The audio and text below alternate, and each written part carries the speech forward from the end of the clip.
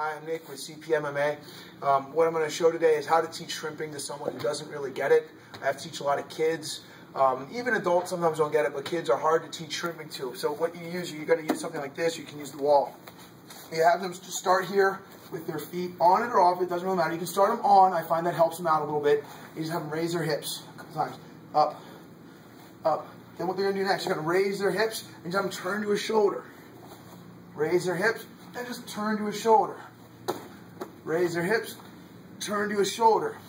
Now the next thing I tell them to do is they're going to start pushing their butt away. Now this is hard to do. You have to give them a target. So what's going to help is if you're teaching, you're going to stand behind them and use your hand or get a target to put where their back should go. So they come here, I place a target back here and say they have to hit that target with their back. Boom, so they can actually push into that. If they don't really get that, what you're going to have to do, especially it helps if they have belts too, you grab the belt and pull their belt. You put your hand here by their shoulder to keep their shoulder position. You tell them to straighten their legs out and you pull their hips or belt back for them. And that's going to help them learn that. And you just have them reset. Every time they'll reset to their back. Hips up, turn to the side, and push their back away from it.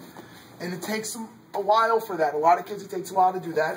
And once they do that, you have them take their feet away from the target.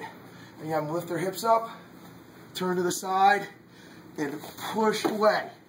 Now another thing that's going to happen a lot is you're going to have the kids trying to slide away. When we're stripping, we don't slide. There's a lot of friction. It slows us down. We're basically stepping with our butt. So conveying that idea is hard. So when you get them to lift themselves up this way, just hold here for a bit is a good drill for that too. It teaches them to keep their hips up. Then you say to float back. And that little keyword there, that floating back or some word like that usually helps them with that.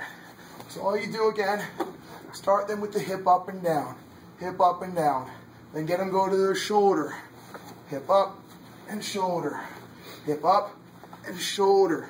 And then after that, you give them a target to hit with their back. They go hip up, they go to their shoulder, and you have to push their back into that target. And that's how you can teach a kid that doesn't really understand what a shrimp is, how to shrimp away from something.